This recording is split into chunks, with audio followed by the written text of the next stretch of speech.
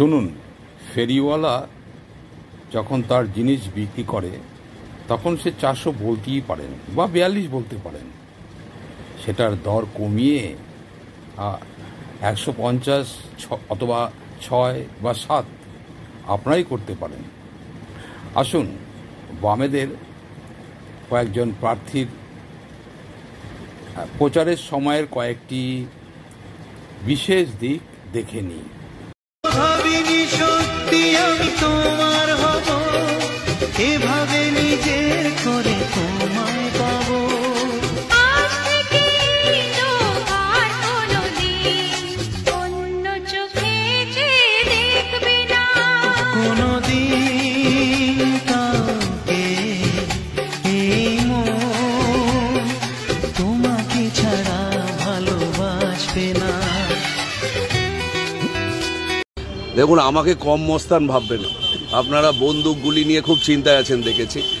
আমাদের দলের এবং আমার কিন্তু ভদ্রতার, শিক্ষার, সুস্থ চিন্তা, মানুষমুখী চিন্তা, খেটে খাওয়া মানুষ, সাধারণ মানুষমুখী চিন্তার মস্তানি আছে। আমরা তো সেই করতেই নেমেছি। গুলি বন্দুককে আমরা ভয় পাই না। আমরা পার্টি কমরেডরা খুব একজোট হয়ে আছি। এগুলো মানুষ একজোট হলে, এই অল্প সংখ্যক মানুষ যারা গুলি বন্দুক নিয়ে রাজনীতি করার কথা ভাবেন, তারা এমনি পিছিয়ে যাবেন। আপনার দুই প্রতিপক্ষ বলছে দুজনেই জিতবে, আপনি কি বলবেন? দেখুন, আমরা এখানে দল প্রতিদ্বন্দ্বিতা করছে। আমার প্রতিনিধি শুধু আমি নই, দলের প্রার্থী আমি একা নই। আমার যে কমরেড আজকে ফেস্টুন লাগিয়েছে, পতাকা লাগিয়েছে, দেয়াল লিখেছে, ভোটার স্লিপ লিখছে, সেও প্রার্থী। এবং আমরা একজোট হয়ে লড়ছি। এই যৌথবদ্ধতা, এই একসাথে থাকাটা আমাদের জিতিয়ে নিয়ে আসবে। তার কারণ আমরা মানুষের কারণে লড়ছি। তো সুতরাং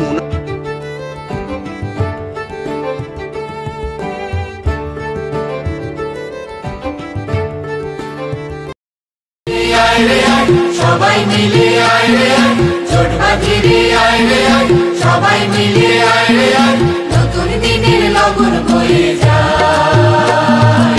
ও সবাই মিলে।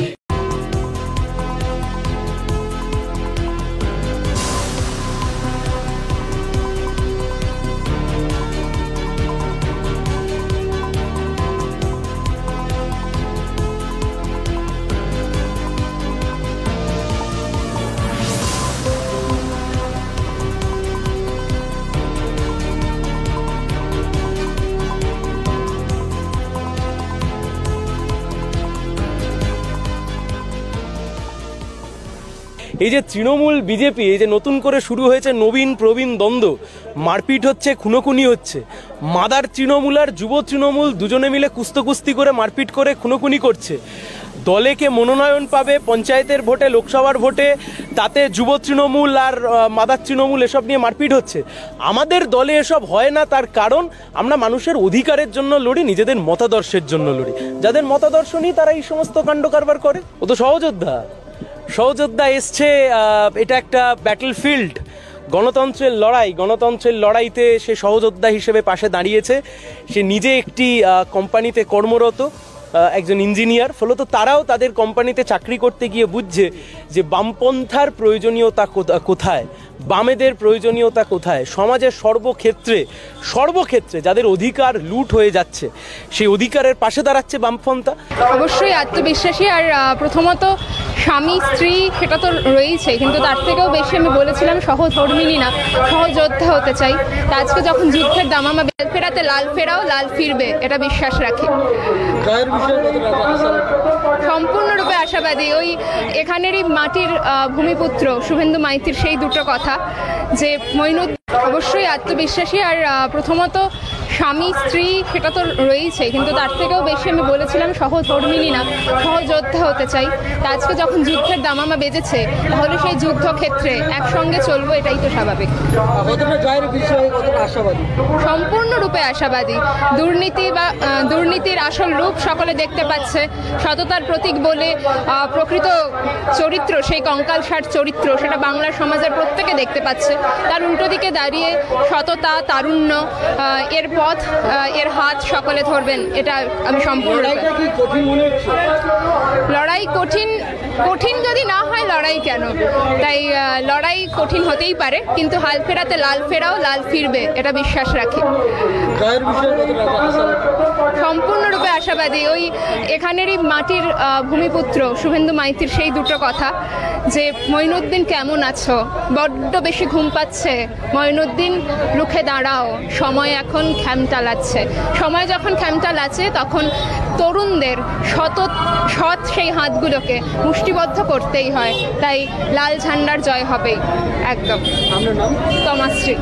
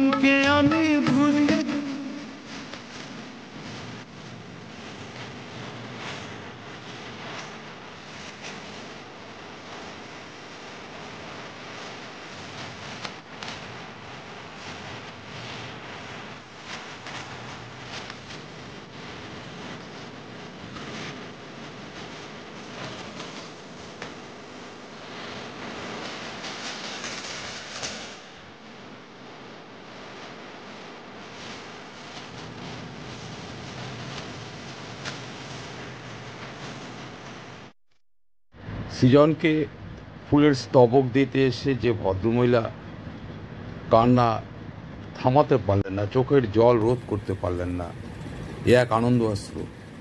এ কোথাও পাবেন? কোনো দল পাবে? এলে নীলছে মাস, আমি সাজাবো ঘাস, তুমি পা ফেলে আনবে বাহার। এলে মেঘলা দিন, আমি খুব রঙিন হয়ে সামলাবো আকাশ তোমার। এলে নীলছে মাস, আমি সাজাবো ঘাস, তুমি পা ফেলে আনবে বাহার। এলে মেঘলা দিন, আমি খুব রঙিন হয়ে সামলাবো আকাশ তোমার। তাই তো তোমাকে খুঁজি অল্প আলোতে রোজি, ইচ্ছে তোমার বুঝি কে জানে। তাই জানি না জানি হয়ে অভিমানী, হেরেছি জিতেছি কে কতখানি, এভাবে স্বভাবে করেছি তোমায় আমার। তাই জানি না জানি হয়ে অভিমানী, হেরেছি জিতেছি কে কতখানি, এভাবে স্বভাবে করেছি তোমায় আমার। ওই দেখো পূব আকাশ লালে লাল, নতুন সকাল দেখো কমরেড, যুদ্ধটা যদিও বা শেষ হয়, লড়াইটা জারি রেখো কমরেড, লড়াইটা জারি রেখো কমরেড, লড়াইটা জারি রেখো কমরেড। ঝান্ডার রং যদি ফিকে হয়, রক্তে রাঙিয়ে নিও কমরেড, আগামীর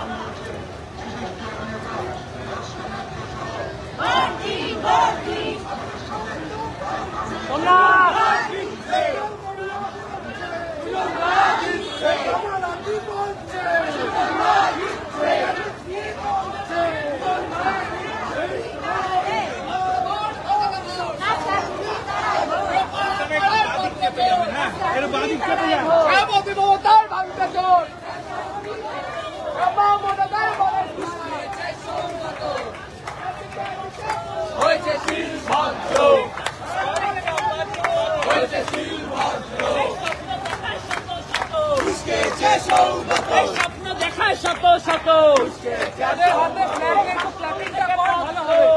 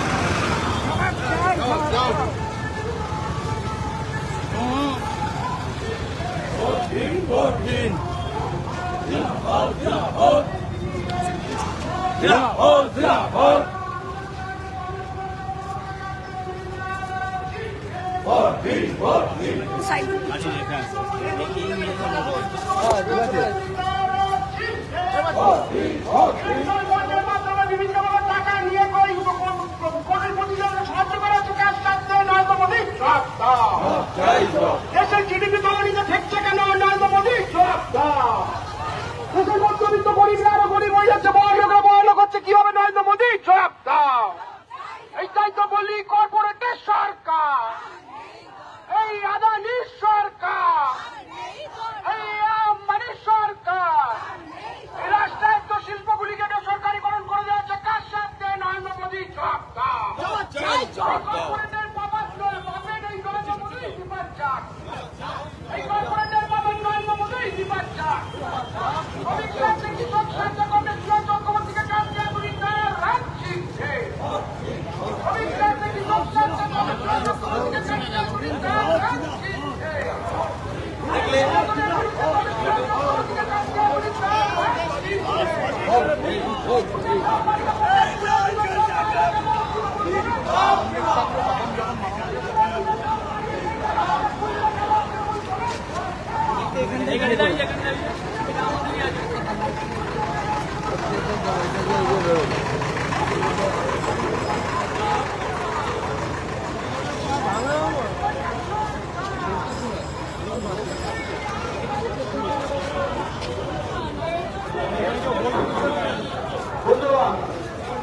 লোকসভা নির্বাচনে দমদম লোকসভা কেন্দ্রে জাতীয় কংগ্রেস সমর্থিত বামফ্রন্ট মনোনীত সিপিআইএম প্রার্থী কমরেড সুজন চক্রবর্তী মধুসূদন ব্যানার্জির অধ্যক্ষে ধীরে ধীরে সুসজ্জিত সহকারে এগিয়ে আসছেন বামফ্রন্ট মনোনীত সিপিআইএম প্রার্থী কমরেড সুজন চক্রবর্তী।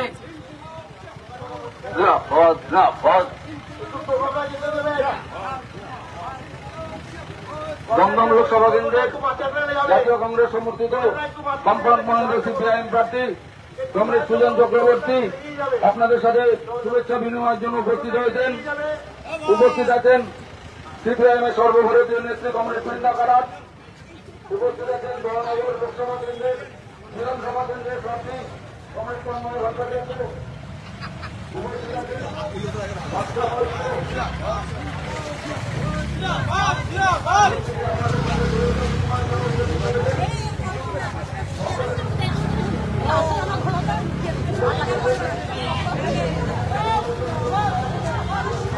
ভুল আর ভুল। আরে তুয়া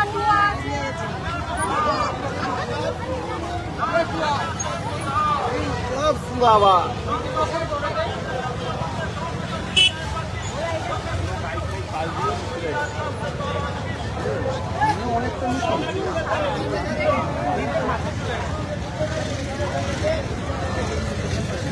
স্লোগানে অভাব দেখা যাচ্ছে।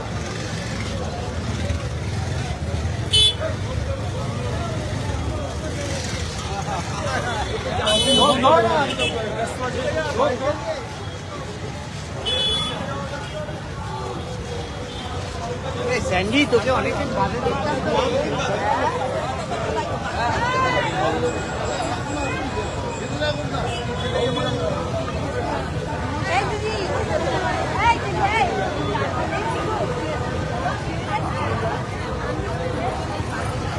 एक्सक्यूज मी टू साइड देखिए। एक्सक्यूज मी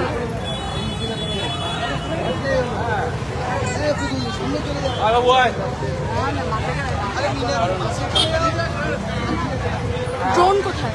ড্রোন দেখিয়ে ফোন করো।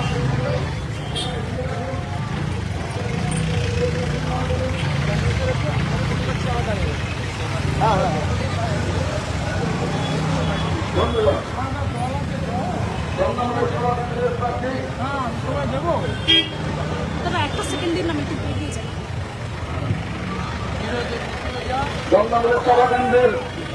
জাতীয় কংগ্রেস সমর্থিত বামফ্রন্ট মনোনীত সিপিআইএম প্রার্থী কমরেড সুরেন চক্রবর্তী আপনাদের সাথে শুভেচ্ছা বিনিময়ের জন্য উপস্থিত হয়েছেন। উপস্থিত আছেন সিপিআইএম এর সর্বভারতীয় নেত্রী কমরেড বৃন্দা কারাত। উপস্থিত আছেন মহানগর বিধানসভা কেন্দ্রের প্রার্থী কমরেড তন্ময় ভট্টাচার্য। উপস্থিত আছেন বিশিষ্ট অভিনেতা বাদশা মৈত্র, কমলেশ্বর মুখোপাধ্যায়, সুপ্রিয় দত্ত। সকলের কাছে আমাদের অনুরোধ, আপনারা ধীরে ধীরে এগিয়ে আসুন। আমাদের মিছিল চলছে। বন্ধুরা, লোকসভা কেন্দ্রের জাতীয় কংগ্রেস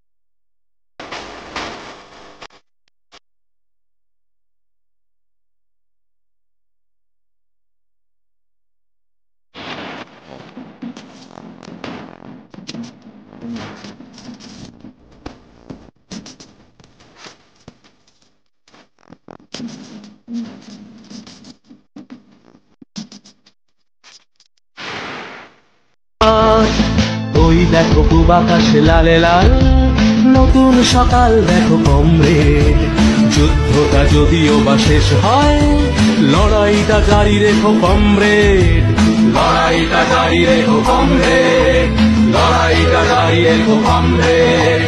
ঝান্ডার রং যদি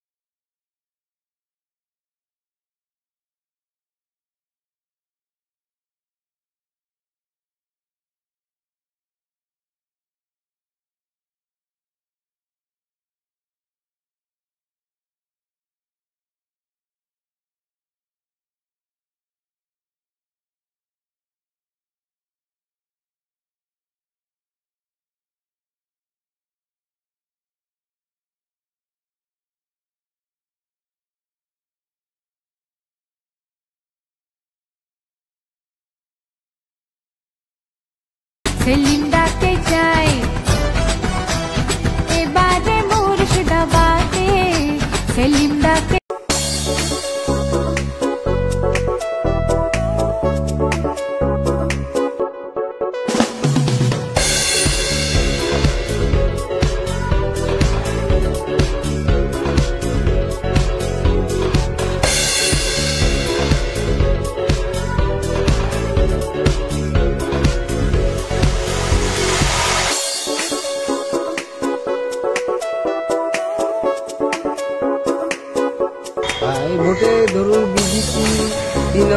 শেষ করে ফেলেছে, বুঝেছেন?